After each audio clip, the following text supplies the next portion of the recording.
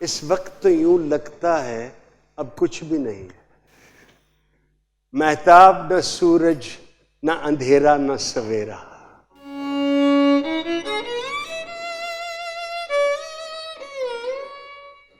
आंखों के दरीचों में किसी हुस्न की चिलमन और दिल की पनाहों में किसी दर्द का डेरा।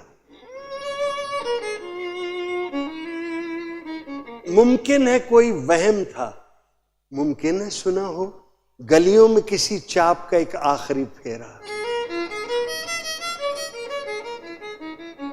शाखों में ख्यालों के घने पेड़ की शायद अब आके करेगा न कोई ख्वाब बसेरा।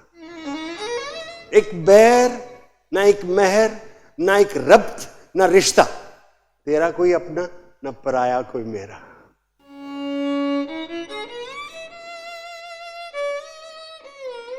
माना कि ये सुनसान घड़ी सख्त कड़ी है, लेकिन मेरे दिल ये तो फकत एक घड़ी है।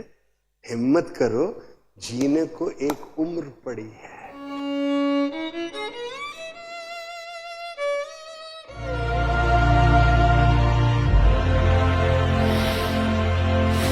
اللهم صل على سيدنا محمد وآله وسلم।